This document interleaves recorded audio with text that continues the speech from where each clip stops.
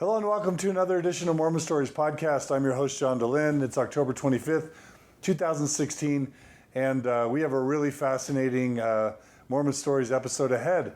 Today we're going to be interviewing a father-son duo. The father is Vance Allred. He's the son of Rulon Allred, the founder of the Apostolic United Brethren. Is that right? AUB? Yes. So we have Vance Allred, and then we're also going to be interviewing his son, Lance Allred, who recently gave a talk at the University of Utah called "What is Your Polygamy?" He grew up in a polygamist family. He ended up playing basketball both for the University of Utah and Weber State, and eventually played professional basketball for something like 10 years, including time with the Cleveland Cavaliers and I think LeBron James. But we're going to be talking about what it's like to be in a polygamous family and then to be out of a polygamous family. We're going to be talking about modern Mormon polygamy from the AUB perspective. And so we're super excited to have you here, Vance. Thank you for having me. Thanks for joining us. So before we begin kind of talking about your story, give us a little bit about the background. Our listeners are going to kind of know the general idea of what happened, but just give us a little brush up on sort of the splinter polygamous groups that came after the manifesto. So Mormons are practicing polygamy up until 1890 or so. Wilford Woodruff gives the first manifesto. Maybe there's some stuff with John Taylor that goes on before that, but give us just a brief history lesson on sort of what led to the creation of AUB. Okay, I'm a history teacher, and so I know there are multiple versions of anything and every story, so this is just my perspective. I was the 33rd child and the 15th son of Rulon Allred. My mother was his legal wife. She was actually the second woman he married and by whom he had children. And I was able to hear all the stories growing up. I spent a lot of time with my dad. To make a long story very short, my father's youngest wife, 20 years younger than my mother, but her children were the same age as my mother's children. And so my mother was 38 before she had her first children, which is another story. But my dad had to keep his youngest wife in Montana, where polygamy was not against the law. He married her between the time that he was convicted of polygamy in 1944 and 2 weeks later when he was sentenced to go to prison. So he didn't, quote unquote, pay the price for marrying my Aunt Ethel. And so he always kept her hidden away. And because of that, I sat in the back seat of my dad's car a lot, not because I was special to him, but because my favorite brothers and sisters lived in Montana. And so I sat in the back seat of his car, traveling back and forth and back and forth. I really have no idea how many times, but I would say probably between 50 to 60 times. And the average trip was 10 hours each way. And so I got to hear my dad. I spent a lot of time with him, and I'm not saying I know my dad best. I'm not saying I know more about him than any of my brothers and sisters, but I think I was in his presence when he was talking more than about anybody else. But the real story, real briefly, is that everybody has their own view and their own version. Historically, we look at things as how they have had the greatest impact on today. And today, the greatest remnants of Mormon polygamy all have some claim to or tie to a man named Loren Woolley, who claimed that in 1886 that he received a special calling from John Taylor. It's what's called the 8-hour meeting. And almost every polygamous group has some connection to that claim to him. Ironically, Loren C. Woolley didn't tell anybody the story until 43 years later. That's almost as long as I've been married. So in 1929, he finally said, well, hey, I have the authority. I have all the keys to the priesthood. And ironically, it violates one of the basic premises of Mormonism because everything should be established in the mouth of 2 more witnesses. That's the book of Timothy in the Bible. And so he's the only man who was witness to this calling. But everybody claims to get their authority from him, some form or another. And so he knew John Taylor 4 years before the manifesto. Right. And he claims that John Taylor basically said what? Well, he was one of John Taylor's many bodyguards. But he claims that at this meeting that John Taylor laid his hands upon his head, and the prophet Joseph Smith was standing right there as a witness. He'd crossed spiritually. No, he was spiritually. He'd come through the veil. His resurrected body had come through the veil to be there. John Taylor, during the process of the talk, he rose up and off the floor 3-4 feet several times, levitating back and forth. It's an interesting story. I used to believe it all. Okay, I really did believe it all for years. But there were witnesses who saw the who saw the ordination supposedly where George Buchanan and John Taylor laid their hands upon Lawrence E. Woolley's head and gave him this authority. And so there were men who found him and knew about him, but he didn't really come to anybody's attention really until he started saying in 1929, hey, I have this authority. But there had been by this time a lot of disaffected Mormons who had been either practicing polygamy or who continued to believe in polygamy or had been born in polygamy, who wanted it to remain part of the Mormon culture, part of the Mormon religion. And so when somebody finally had the courage or the audacity or the chutzpah or the whatever, stand up and say, hey, I have all the authority, many people gathered to him, one of whom was my grandfather, Harvey Allred. So 40 years after the fact is suspect in a historian's view and Mormon scriptural view. It is totally violates Mormon doctrine because there's only one witness. And people say, well, how about Joseph Smith in the first vision? But the thing is, Joseph Smith did not claim to receive any keys at that point. Oliver Cowdery and he received keys together. Every manifestation that Joseph Smith had where he received keys, there was always at least two of them there. And Lawrence E. Woolley purported to have received keys in this ordination, and he's the only one to witness it. And with that simply violates the basic premise of Mormon doctrine. But somehow or other, Mormon fundamentalists need this one because of all the claims of which I have heard. This is by far away, I was going to say the most credible. I will say it's the least incredible. I have to emphasize, it's not credible. It is the least incredible of all of the claims of authority. So there are other claims. Oh, absolutely. And I don't even waste my time on them. I have known many of them. And there's so many different versions, so many different stories. I just get bored with them very quickly. Okay, so your grandfather claims to have received the authority from Lawrence C. Woolley, is that right? No, my father did. There are so many stories to tie in really quickly. My grandfather and his father and his father and his father all practiced polygamy. Okay. And my grandfather, however, was very young. He was 18 years old when he got married, and he was only 20 when the manifest was signed. His father, Byron Harvey Allred Sr., received a special recommendation from Wilford to go to Mexico and practice plural marriage and actually take another wife in Mexico. In 1890, he left shortly after the manifesto was signed and moved down there. My grandfather didn't do anything. He stayed in the United States. He became a politician. He was only 21 when he passed the bar in Wyoming, and he became the youngest, still to this day, the youngest member of the Wyoming State Legislature. But he was very happily married to his first wife. But then for reasons that there's a lot of dialogue and disagreement about, he decided he needed to marry another wife. So he married my grandmother, my father's mother, in Mexico. So my grandfather took his first wife and her children, all of whom, and his first wife was very dark-haired, dark-complected. She was of Welsh ancestry. And my grandmother, who was Danish, Northern European, very blonde, I was going to say like I am. I used to be before. You used to be. I used to be. But, and so here my grandfather took this young woman down to Mexico to marry her, and he married her. And in Colonial Juarez, they were sealed by Anthony W. Ivins, who was later a member of the first presidency of the church. He was the son-in-law of Erastus Snow. He never lived plural marriage himself, but he performed hundreds and hundreds of marriages. Around what year?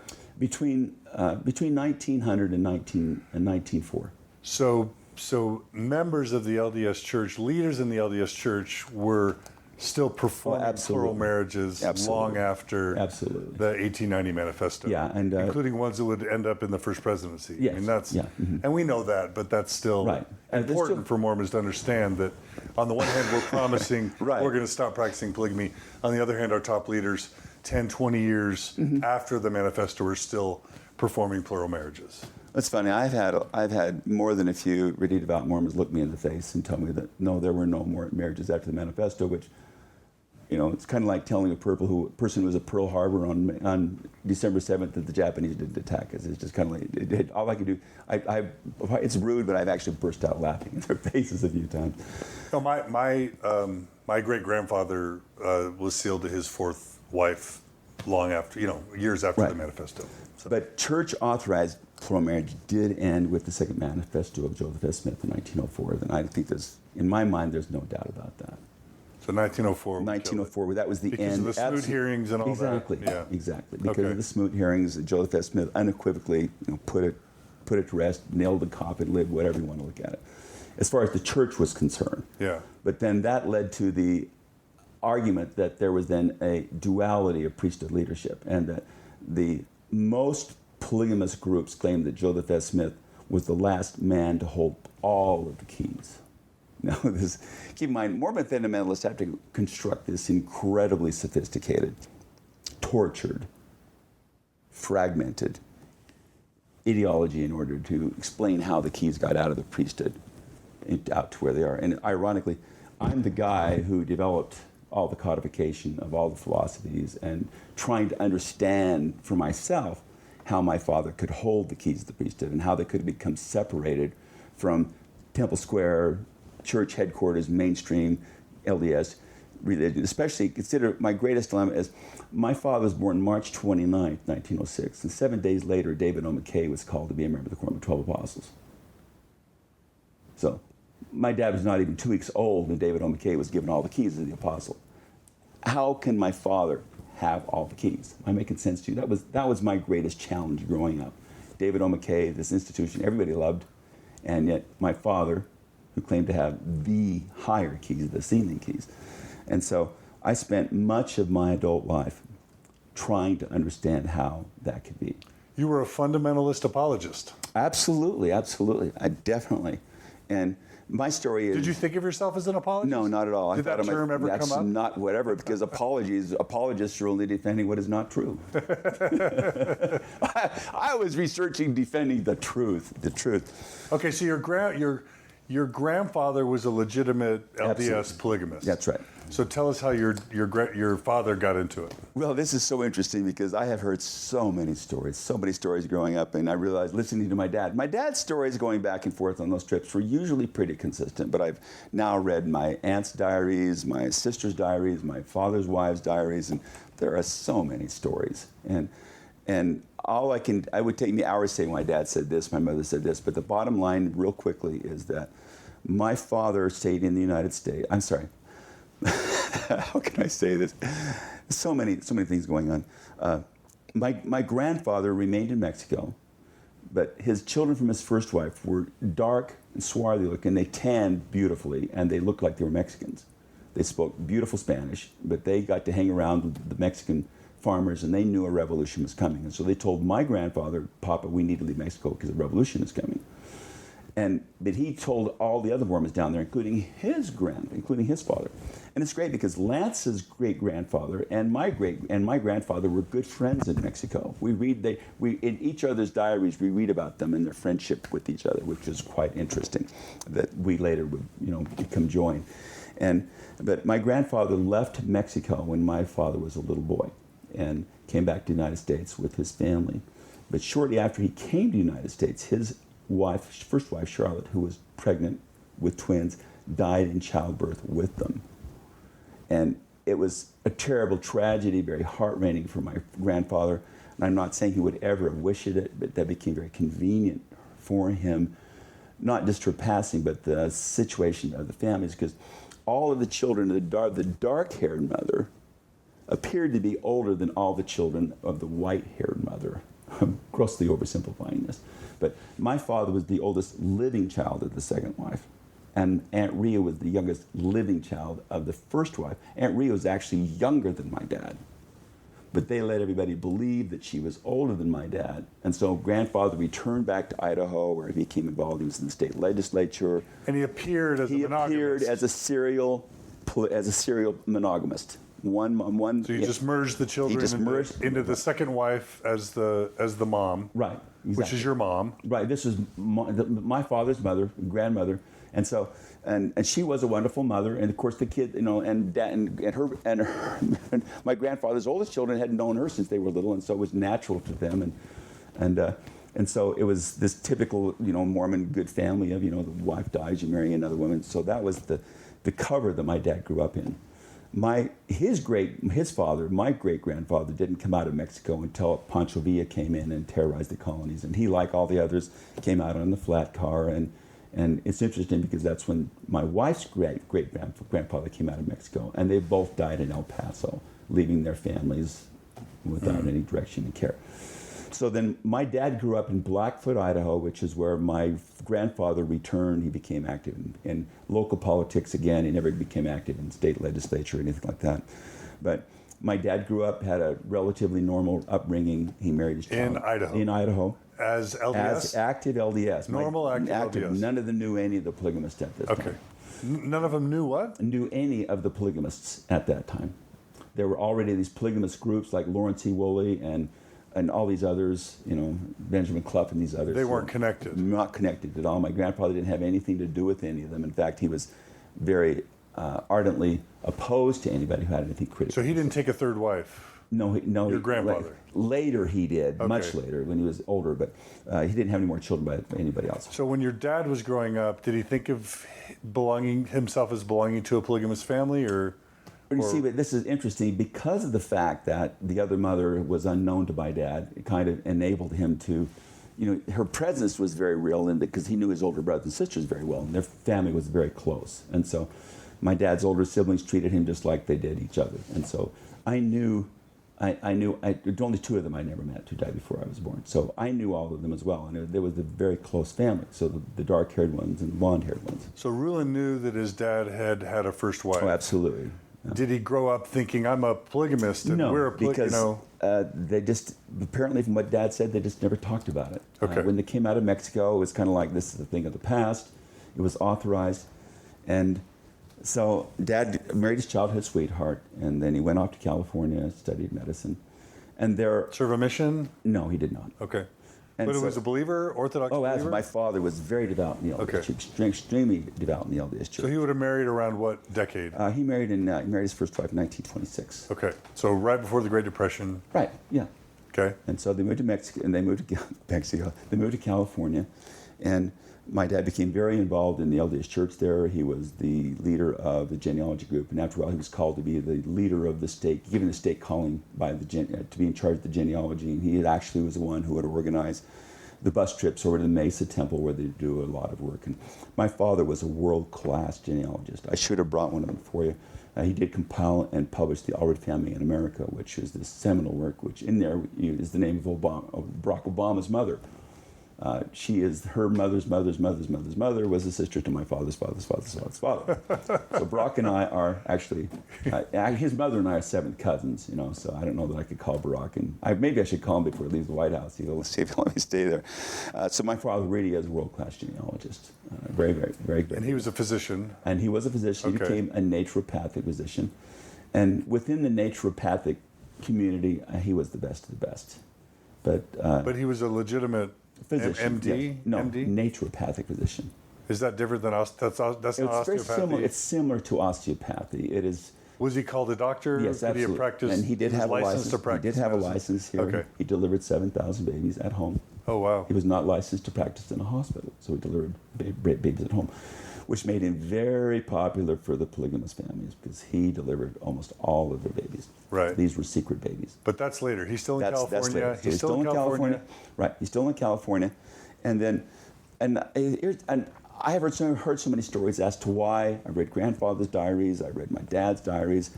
I still don't get why exactly my grandfather went over the edge. I don't know, but he felt impressed, directed. He later claimed that he had visitations, angels from the other side. Later he said, well, it was actually his father came through the veil to talk to him, to tell him to write this book, setting the leader of the church in order, which here again violates basic Mormon doctrine, But my grandfather wrote a book called A Leaf in Review. And So are you saying your grandfather returned to polygamy? no, okay, I'm sorry. Preceded your dad? Yes, okay, I contradicted you, but your question is actually correct. My grandfather, for a multitude of reasons, had these. He had several failed business ventures, and he began at the point he was always looking for the quick fix, the big buck, the big story, the big deal, and none of them happened for him. And toward the end of his life, he became very disillusioned, and and for a number of reasons. But he began looking for answers and validation. And my wife and I have talked about this to great length. My wife and I moved to Montana when we were just kids. I had just barely turned 20. She was 16. We'd just been married. Wait, let's not get to that yet. But I had to get to this point. But we talked about it later. All the people who joined the group, with only one exception, they all joined the group because of one of three things. Either something really tragically disappointing or Right. heartbreaking had happened to them. That's Yep. the majority of them. Yep. Or they had done something really bad for which they wanted an excuse, or they wanted to do something really bad for which they wanted an excuse. Not a good group of people, Exactly. or at least But the difficult background, right, but complex background. Right, the majority are these people. They're good, honest people who've had a tragedy happen in their life. And so here's my grandfather, and I get it wasn't a specific tragedy, what I gather. And here again, I've talked to some of my siblings about it, but none of us has a real clear picture as to why. But my grandfather felt compelled to write this book, calling the church to repentance, accusing President Grant of being an apostate, and I won't get into that. And I've read the book. It's bitter. It's well researched, well written, but it's not a philosophically sound book and argument. But just to make sure, that book preceded your father Coming in, polygamy. that book is why That was the impetus that was to that was the Rulon catalyst. becoming a polygamist. That was right, because he began a discussion with his father. Here, my father was very active in the church. He then began a conversation via letter with his father back and forth. Grandfather by that time is in southern Idaho, but then he became. Somehow that's when he met the Jessups, and my aunt Beth, my father's sister, younger sister, married Lyman Jessup, and the Jessups, that family, the Lyman Jessup family, that is the backbone. That is the backbone of the Allred FL and of the Allred AUB group, and it's also of the Colorado City group. The Jessups. They're Jessups. They're the backbone. They're not the leaders per se, but they're the kind of like they're the backbone. They're the most devout. So your grandfather got connected with the Jessups, Right, and his daughter, who had already married. started the FLDS No, stuff. they were part of it. They were disciples. They were loyal followers of it, and through them, he met Lauren Woolley. Your My grandfather met Lauren Woolley. Okay. His son-in-law, Lyman Jessup, who was later become my dad's best friend. He's the father of my father's youngest wife. Okay. I'm giving you all this stuff throwing it at you, but. And so my dad then was heartbroken when he read about my dad, his father's book, started writing his back and forth with his father, back and forth. Around what year was your dad? So we're talking about, this is about 1933, 1934, 1935. This is after the Great Depression, Yeah. but while the country's still Right, still reeling. Reeling. Just reeling from economic disarray. And my dad was working very hard. He was delivering babies. Still in California? Yeah, he's still in California, Okay. but he had to get a second job to earn money because nobody could afford to pay him. And then this is when he started communicating with his father, and then my grandfather started questioning, and my grandfather's questions started to affect my father's questions, and this is when my dad discovered the disarray. And if I have any criticism of the LDS Church, it is this: Brother Talmadge, you should not have tried to paint over polygamy and pretend that it did not exist. You created a disaster because you lied. So what happened? What happened was James Talmadge and other leaders of the church started saying that polygamy was never an essential. It was never part of the Mormon religion. It was never in the press or just to Mormons. In their basic gospel doctrine books. You go back and read in them. You read in all the talks that were given. That polygamy was never a commandment. It was never for everybody to do. It was an incidental and all this other stuff. And they then began to say that there was no record of all these different things. Is there a chance he didn't know any better? Of course, he had been misled? James Talmadge was a PhD. So you think he knew better? Oh, absolutely. It absolutely did. Okay. So you think he was knowingly deceiving people? I think he was knowingly doing what he thought was best for them and best for the church. And we all know that people oftentimes, when they get in positions of leadership, decide that it's better to tell a little white lie to save people from doing something bad. And to protect the institution. Absolutely. And it's institutionalized propaganda it's institutionalized abuse. Let's face it, that's what it is. And keep in mind, I love Mormonism, I love the Mormon church, but they did a tremendous amount of damage denying it. And how did that relate to your grandpa and your dad? Talmadge saying that led to what? It led to my father going back and started reading. Well, that Brigham Young said that it is essential. Heber Kimball said that it is essential. And then them saying that there were no more plural marriages authorized after the manifesto. And then suddenly my dad says, whoa, wait a minute. I was born in Mexico. I am a product of that. And so then that caused him to start to read and study. And this, of course, started to freak out his first wife. They had 3 little children. They'd had 4. The first one that died. And so imagine this beautiful young woman married to this handsome young doctor. And she thinks she has a wonderful life. He's very active in the church. They have a beautiful future together. And then her husband starts finding these books called Journals of Discourses. Yeah. If Talmage had just owned up to it and Right. said, we did it, but now we're not doing it. We don't do it anymore. Then your dad is like, okay, well, we've made right, and he's not lying, and it's consistent with the Right. past. But instead, your dad finds the truth, which contradicts the modern leaders. Right. But he still believes in Joseph Smith, so it pushes him in the fundamentalist direction. Is that what you're saying? You deserve an A+. Thank You've you. done very Thank well. you.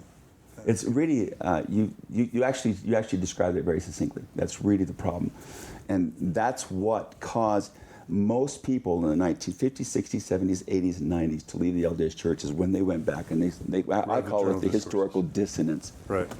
To find that Brigham Young, Heber C. Kimball, Joseph Smith did teach. Brigham Young did teach the Adam God doctrine. I don't even know if you know about that, but the very identity and notion of God, Joseph Smith said the first principle of the gospel is to understand the basic the nature and character of God. Where Brigham Young said that Adam, Yeah, of course. Adam's our Father and our God. And you can get excommunicated from the church to that. You can believe in Charles Darwin. You go to BYU, you study Charles Darwin's series, that's great. But if you believe in the teachings of Brigham Young at Brigham Young University, you get excommunicated from the church. Pardon me. That is funny to me. That is funny. And every time I mention that around my really devout Mormon friends, they do not think it is funny. But I think it is funny. So your dad, so Rulon's first wife didn't love polygamy. No, she didn't. And so she was really frightened of it.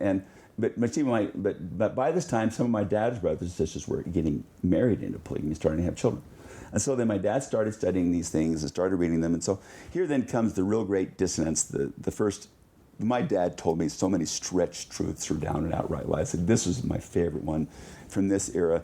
And so years later, I met one of my sisters from my dad's first wife. That's a great story. She actually later came to our seating when we were married in the LDS Temple in Salt Lake. A wonderful woman. So I really freaked her out. First time she'd ever met me was at this big convention, and her son-in-law brought her up to me to introduce us together. And she said, Vance, this is your sister. I won't say her name. And right away, I just looked at her and I said, November 8th, 1933. I knew her birthday, which convinced her right away that I was her brother. But she came back to me later. She said, tell me about Dad. Because what happened real briefly is that my dad started studying all of these teachings of the former prophets, the dead leaders of the church, and he started questioning things. And Dad always told us this remarkably moving story about how he was called before the Stake High Council in Los Angeles. And he had, he would try to defend himself, and finally the president of the stake finally told him, according to Dad, the president of the stake said, Brother Allred, I want you to make me a promise. I want you to promise that for the next 3 months you will not read any of those things. You won't read any of those talks. You won't read any of their teachings. In fact, don't read any of the histories. Don't read any of the scriptures for the next 3 months. Just don't read anything. And I promise you, if you don't read any of those things, within 3 months you'll no longer have a testimony of any of those things. And Dad said, the way you would tell it, my dad is a very dramatic man, a phenomenal speaker, very charismatic. You'd have to be to get 7,000 people to give you all of the money. And he said, when I went home and I thought about it, I woke up the next morning, I called him on the phone, and I said, President, I'm not going to keep that promise because I don't think you had the right to make me commit to that promise, because if I don't read the scriptures and the teachings of the prophets within 3 months, I won't have any testimony at all. And so he continued to read them. Years later, 1994, I tell this story to my sister, who grew up. She's the daughter of the woman who was left behind, whose heart was broken. And I told her that story, and she got this look on her face. She said, no, the president of the church asked him to said, only read the scriptures. Oh. Only read the scriptures. Different version. Which I know is true because later I sat on a high council, and that's what was always told everybody, only read the scriptures. You read only the scriptures, read the scriptures every day, and only the scriptures. We promise you, within a certain amount of time, you will get your testimony back.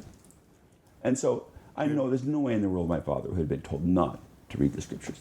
Right. But that was my father's excuse for then saying, well, the leaders of the church are not telling the truth, therefore, so where is the authority? And that's when he first met John Barlow and Joseph W. Musser. And those are two of the forebearers of the Warren Jeffs group. In fact, most polygamist leaders come from that group of men. And I won't get into all of that because here I'm so sick of these egotistical little Napoleons standing on their pulpits and saying, like my daughter Vanessa said, it's like they're a bunch of roosters on top of a pile of manure. I hold the keys. No, it's me. No, it's me. And they're arrogant, pompous, and with very few exceptions, they're idiots, poorly educated, incredibly egotistical, self-righteous, pompous, evil men, who, when you find out and get closer, you find have done some really awful things in their lives. And they wrap themselves around with power. And I can say my father was not one of those. He was a very honest man in his own way. Anything to dealing with money, anything dealing with treatment of other people, anything dealing with women or any kind of sexual relationships, the man was a Puritan. And I believe that with all my heart. I've had not intimate, but very tactful conversations with my 7 mothers. And actually just 6, one of them died anyway. I'm getting too specific. But they all let me know that my father was the perfect gentleman at all times. And so most polygamist leaders, I'm generalizing, I'm being unfair. I have known some very good polygamist leaders, but as a rule, in my opinion, most of them are perverts. They're sexual predators. And my father was not one. So did Rulon's first wife come along? No, she didn't come along. You're stealing my thunder. That's my next story. All right, I'm ready. So Dad always told us a story about how after he came home from that meeting, he called the stake president on the phone. I said, I'm not going to give up reading the scriptures. I'm going to keep reading the scriptures. Then his wife told him, to leave. To leave? To leave her. She kicked him out? She kicked him out. Okay. And I heard this story about so many times that she took his children away from him. And my dad would stand up with tears in his face. And the scary thing is, I know he really believed it. He had convinced himself, and it's an Allred family tendency, I can tell you that. I have the tendency, which is I told my wife when she was 16 and first married her, don't let me do that. Whenever I start telling stories, start rearranging the facts, slap me on the face, straighten me out real fast. My son will tell you that I have a tendency to do that, right? You could be a Donald Trump supporter. I could be a Donald Trump supporter, yeah. I used to believe in all these theories and all this other stuff. So anyway, the same thing later. I'm later having the same conversation with my same sister, and I'm talking to her. And she said, he told you Mom left him? He walked out on us. My dad left her, left the kids, didn't pay any child support, nothing. He just simply left. Just devastated her, walked away from her. And then he,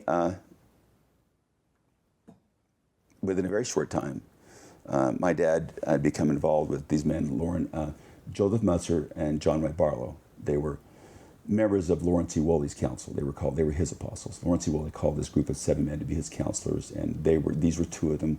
They both would become rivals to claim who's the head of the group and whatnot.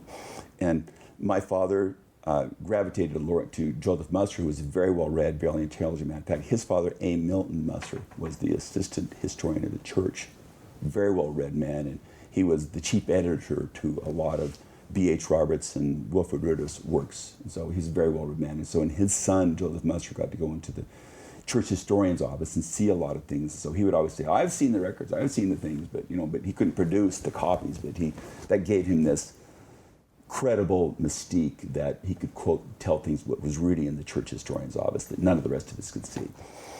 But my dad was gravitated toward him, but John Barlow had a 15-year-old daughter that my dad was gravitating towards.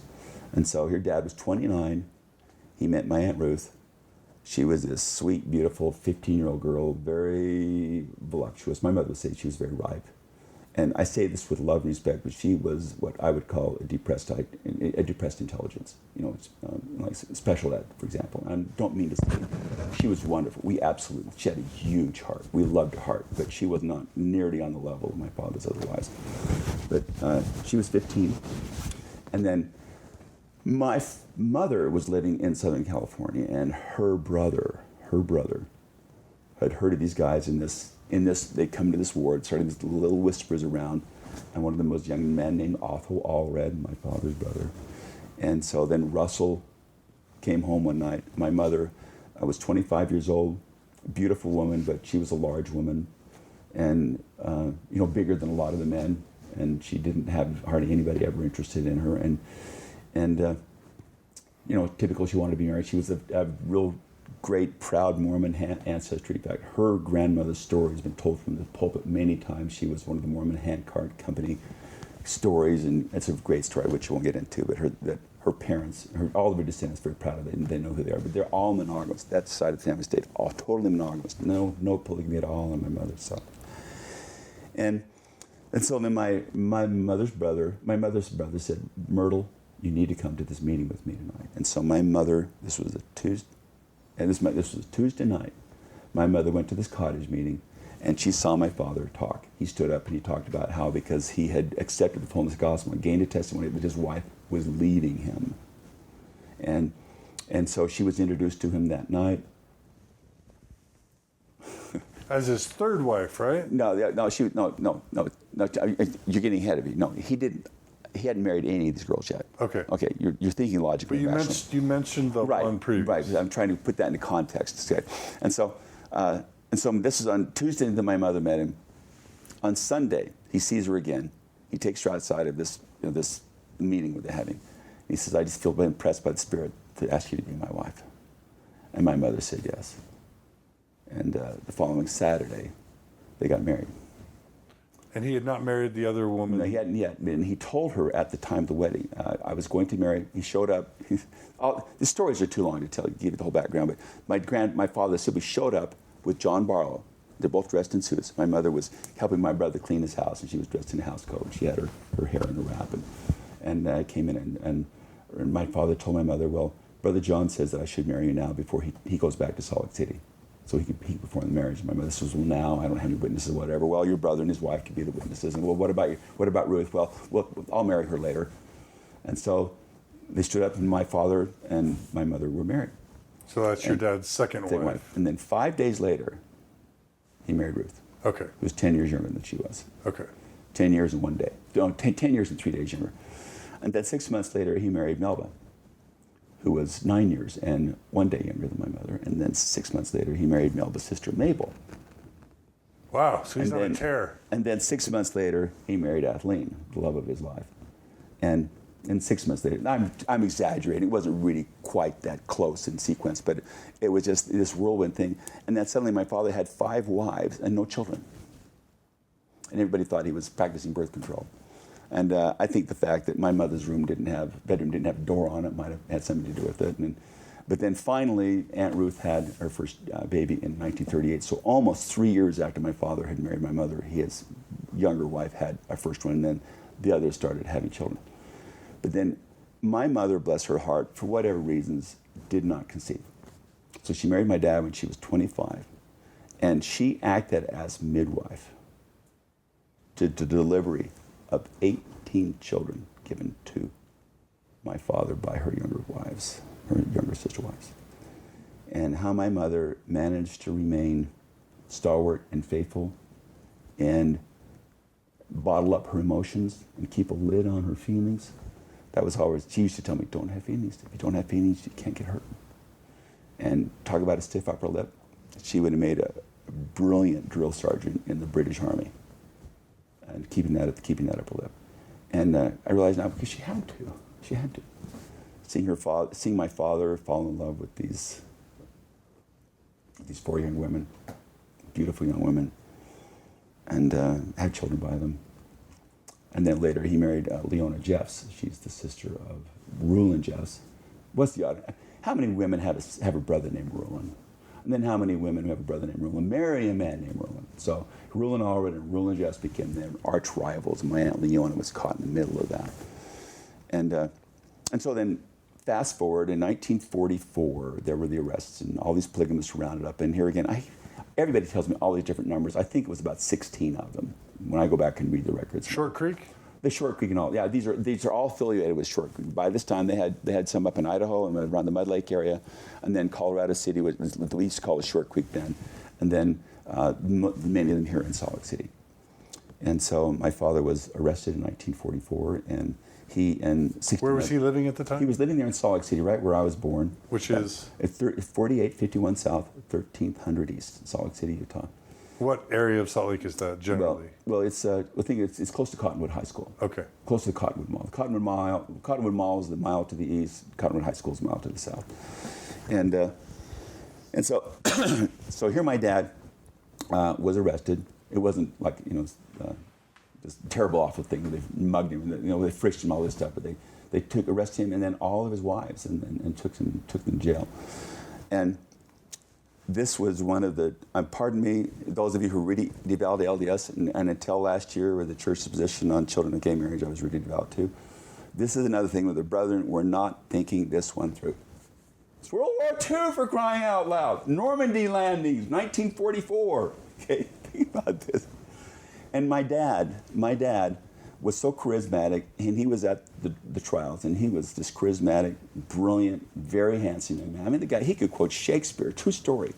I was studying Shakespeare in high school, and I was stammering and stuttering. My mother said, why don't you have your dad help you? This was one of the days my dad was at my mother's house once every fifth day.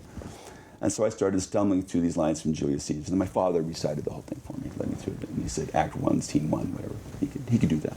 Just this brilliant, charismatic man. And so he stood up he was on the witness stand to testify why he was doing that. Very charismatic. And the news cameras were there. The pictures were taken. Life magazine did this 5-page center spread thing. When I say center spread, people think Playboy magazine, of course, but it was this Life magazine. And this went out in spring of 1945.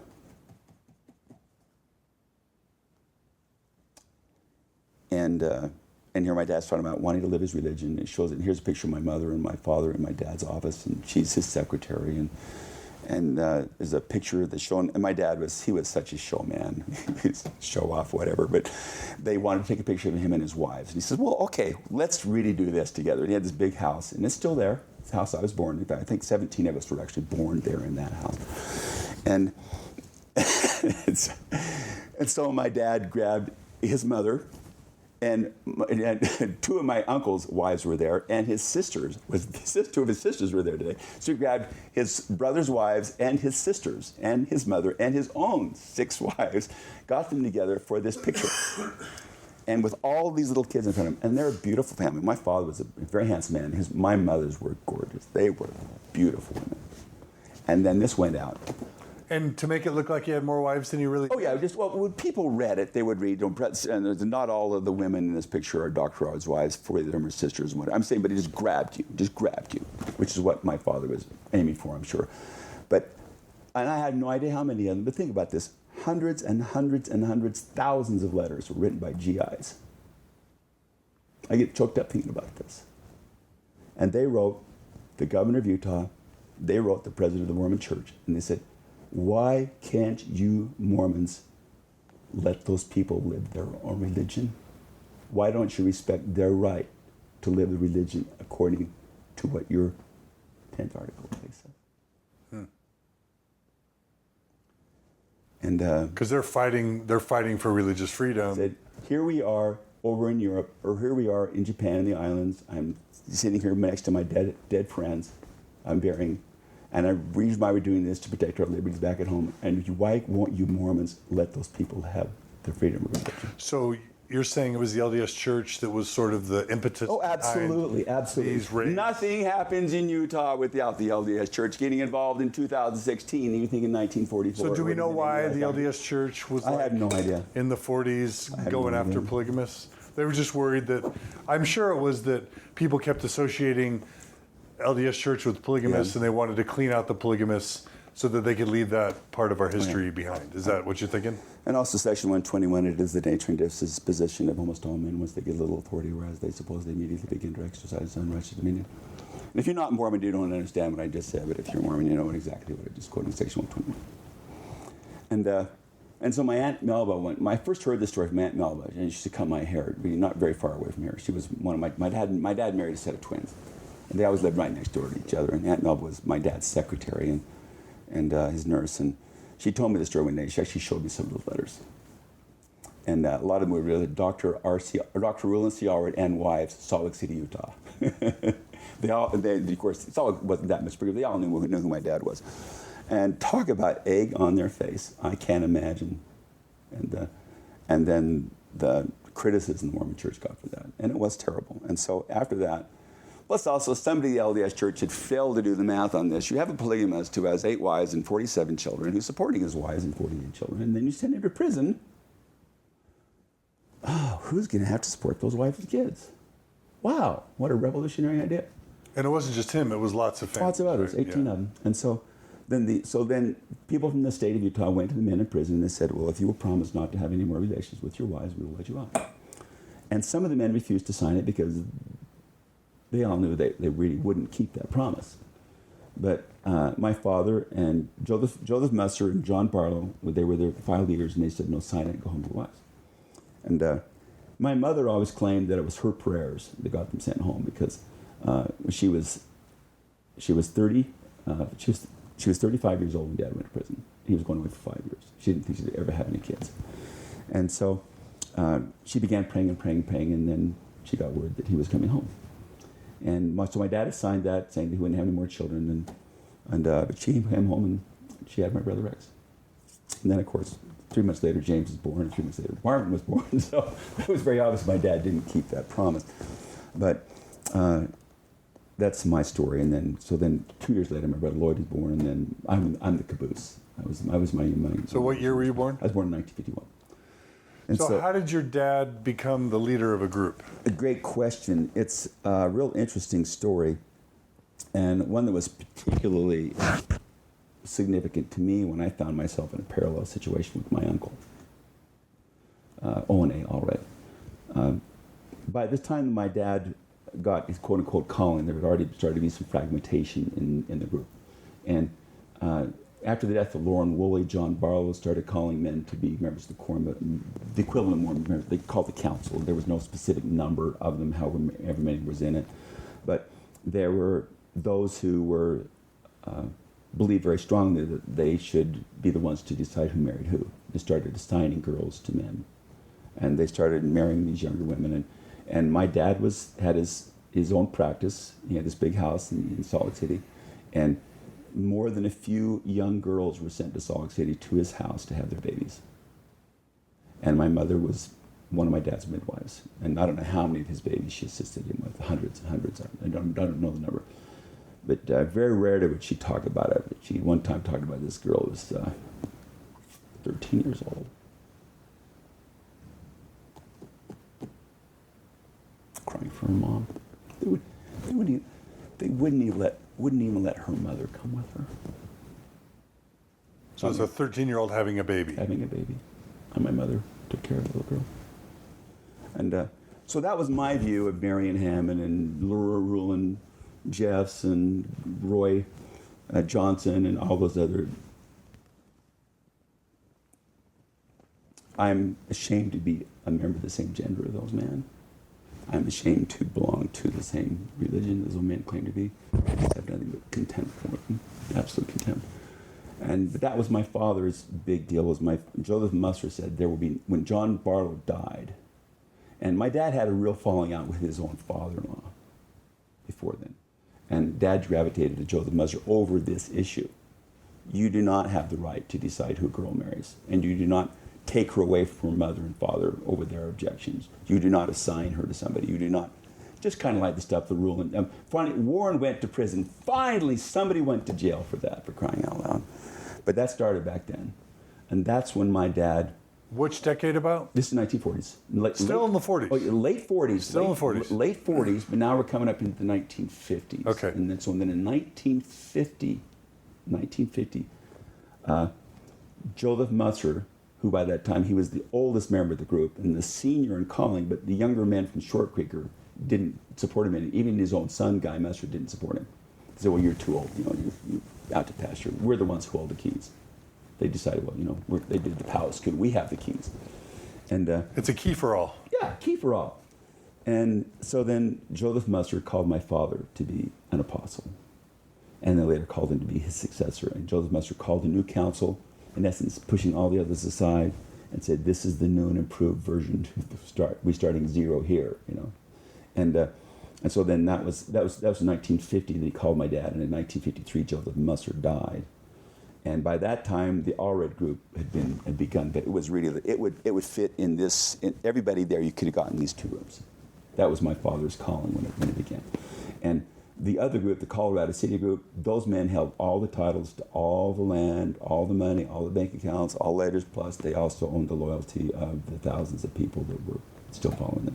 When I say thousands, it's not really the hundreds of adults and thousands of children. You have no idea how big these families can get really quickly with all the kids. And so I was born in that time, and we lived there in the big house, White House. And I talked about that, but just a minute. The buildings, 2 of the buildings are still there. One of them's gone. But my dad bought this farm in Salt Lake. It was real rural then. You know, you'd left Salt Lake, and even when I was a kid, I remember you leaving Salt Lake and you're driving past the farms and coming out. This was 50 years ago when I was a little kid. And so my dad had the big house, and then there was a granary that my uncle built that my dad turned into a house for Manatline. And then the house to the south, which my other uncle had built. But then my dad bought them out, and they went out and bought property out in Murray, where the fashion place Mall is today. And so then my dad had all 7 wives there living together. And I am the oldest child not to remember growing up there. I'm child number 33. And there's more than a year between me and my next older siblings. There was my dad. It was great how the kids came in groups, you know. And so my brother Lloyd's my mother's son, but he and I are 2.5 years apart. There are 5 sisters between us. And then there's me. They can all remember living there in that White House together. And they had this idyllic childhood. They loved it. They were so happy. They had this big barn. They had a swimming pool. They had the swings. They had the playgrounds. And think about it. You know, and all wives were living there. And they were all 7 wives, house. all the kids living there together. And they almost needed a bus stop for themselves. And to my count, there were 27 of them got on the school bus. Imagine with 27 Allred kids. These blonde-headed, almost all, they were blonde or red-headed, getting on the bus. Nobody picked on the Allreds. And they had this wonderful, idyllic life. And we younger kids were always so jealous of when they talked about it. And so then that brings me to my earliest vivid memory, 1955, July 2nd, 1955. My mother, I was 3.5 years old. And there were, the White House had 5 outside doors on it. And but one of them was by the south driveway. And my vivid memory is my mother placing me on this stool right by the door. And then I remember looking up at her, and she looked down at my face, and she said, "I need you to stay right here." So I sat on that stool, watching my older brothers and sisters carrying everything they could, sheets, blankets, pillows, clothes, taking them out to the car to leave. And then we went into hiding. And the whole family just scurried and went different directions. And here again, to my siblings, I know there are so many memories, and I honestly, I don't remember very well because I was little, but I've heard so many different versions as to what happened that day and who went where. But all I can say definitively is that there was no plan, no master plan. My dad was at work, and he got a call, a sotto voce call. It was one of his patients was a deputy sheriff. And he said, "Dr. Allred, they announced this morning at roll call they're going to come arrest you and your family again today." And so this is another raid. It was 1955. So first one was 44. 10 years, 11 years after. 44, 55. Another raid. They didn't learn from the first one. They're doing it again. Yeah, stupid. Okay. Stupid. The only change was that the first one was 1944. Heber J. Grant was president of the church, and this is when David M. McKay was. And I can't believe President McKay. Anyway, it's sad. So they rounded up polygamists again. Fortunately, my family barely evaded them. One of the ladies that I got to know who later, she was there with her husband. They were monogamous, younger couple. They helped us get away. She said we beat the police by 18 minutes. And so then we went into hiding. And that's my childhood. I don't remember growing up with all of us together. I remember living in separate houses, and Dad was Uncle Jim. And my mother... Uncle Jim? Uncle Jim. Because here's the joke. You know, he didn't want people to see that he was Daddy. You know, a bunch of kids, Daddy, Daddy, Daddy. And so I don't know which one of my mothers was. They decided all of its kids was calling him Uncle Jim. My mother was my father's legal wife. So, and my mother's 3 sons were the only ones of his children born after 1944 that had birth certificates. Okay, so July 2nd, 1955, our family split up. And so there were 6 different cars went out of the driveway. 4 of them were Hudsons. I don't know if you remember those. They were Hudsons, and I just remember being squished in between my mother and one of my older sisters on my right. And it's an interesting. I have to explain the dynamics of this. My mother was 10 years and 3 days older than Ruth. My mother was incredibly capable. She was very stalwart, very strong, and she was a large woman. Not big. She was 5'10". My dad was taller than her, but my mother weighed more than my dad did. She wasn't fat or obese, just solid. She always talked about being a good German peasant stock. Whereas my dad was very handsome, very muscular, sleek man. You know, he was sang tenor. He was a great dancer. I never ever once saw my dad hold my mother on his lap. I never once saw him pick her up and swing around. I saw him do that with all the other wives. And my mother always kept the stiff upper lip. She was very supportive, very loving to the younger sister wives. She was always their advocate. She was their champion. I never heard my mother say a negative thing about any of her sister wives. She loved them. She just loved them all. And so she was 9 years older than the twins, 10 years older than Ruth, and Ethel, 7 years older than Aunt Leona, and she was 20 years older than Aunt Ethel. And so these were not just her sister wives, these were her younger sisters. She loved them. I do know that oftentimes they had grounds to be offended by her because when she walked in, she just took charge. That's how she was, and that's how she managed to hold on to her feelings.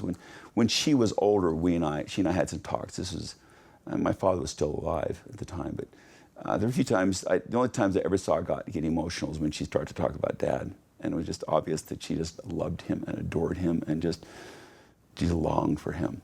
But I never, ever saw any romance between the two of them, ever. And part of that, as I'm sure, is that my mother was not the type to have wanted to show public display of affection. But I do know it really hurt her especially Aunt Etheline. Aunt Etheline was my dad's favorite wife. And I can say that, we all know she was wonderful because she knew she was his favorite. And she was so careful to make sure that nobody ever got hurt by it, the best she could. Whenever we were in a room together, wherever Dad was, she was as far away as she could be from him. We got in the car together. She always sat in the back seat where he could not see her in his rearview mirror. She was so classy, just so classy. She would not allow that favoritism spill out of their bedroom. And gosh, I loved her. You knew her? Oh, absolutely. I knew them all. Aunt Leona, I didn't know I was only 5 when Aunt Leona left my dad. But I knew all the wives, sweet, wonderful women. But she's the one that has my heart the most, I think, because, we all knew she was Dad's favorite wife. He couldn't help it. His face lit up when she walked. She was gorgeous. Picture Marilyn Monroe with auburn hair and brown eyes. That was my Aunt Etheline. And she was a first cousin to Ruth. She was the first cousin once we moved to my Aunt Ruth. And they were the same age. But anyway, she was just wonderful. But wherever the reason why I'm saying this, 3 years, my dad was in hiding for 3 years, but just so happened that wherever Aunt Etheline settled, that's where my dad ended up living. Let me ask you this: how did your father's wives sort of get sold intellectually, spiritually, emotionally into the principle? Do you have a sense for kind of a pattern for how it happens? All of them. How does it happen?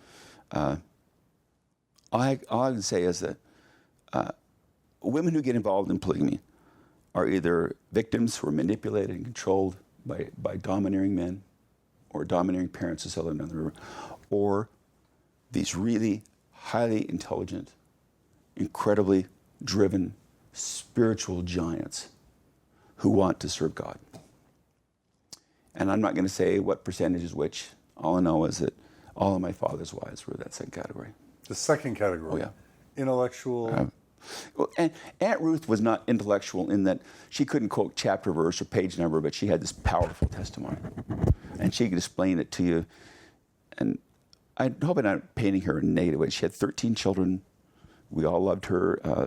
But I'm just saying, she was not the intellectual giant the others were. Even my Aunt Ethel, who married me, she was only 15 when she married my dad. She didn't graduate from high school. She didn't have a college degree, but boy, she knew the gospel. And these women associated polygamy with serving God. Oh yeah, and they loved each other. They loved each other. I have never seen an example. I have to say, Dad and mothers, and I think of my mothers, you did a wonderful job, and you are responsible for the heartache all of us have received, because I sat down with my sisters and brothers, and we all agreed that they did us all a terrible disservice because they made it look easy, they made it look wonderful, rewarding, and the greatest cause of happiness that man or woman could experience. That's what my parents did to us. And not one of us has had a good story, but they sure did. And how they did it, I cannot explain. And that's what drew people to my father. It wasn't his preaching, it wasn't his intellectual expertise, and he was a brilliant speaker. He was a brilliant man. But it was watching those wives with him, and more importantly, with each other, and even more importantly, with us. Because it didn't matter into whose home I went, or whose house I was in. I could go to the refrigerator, I could open it up. And they loved me. Those women absolutely loved me. They adored me. They advised me. They counseled me. Sometimes I go to my Aunt Melba for advice. Sometimes I go to Aunt Athlete for advice. I didn't like when my mother told me I'd go to, one of the other wives. And they always support my mother, but they could explain things too. I don't know if I make any sense, And Ruth's daughters always came to my mother, wanted her advice. And you didn't get a sense there was a lot of rivalry. Oh heavens, no! Between the wives. No, not at all. I know I'm sounding like I'm selling you a soap story, but I'm not. I'm telling you, it's the only family like that. Maybe Brigham Young, maybe John Taylor, I don't know. But in my lifetime, it's the only one I've seen like that. I've seen a lot of really wonderful women. A lot of my sisters have done a wonderful job.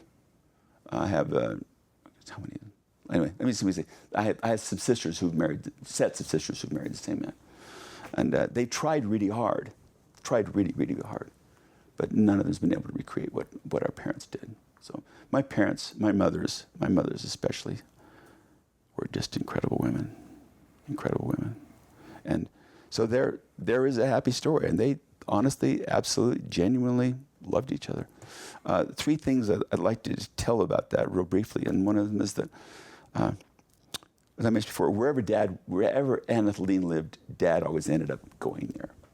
And she worked so hard to try to make that palatable and unoffensive.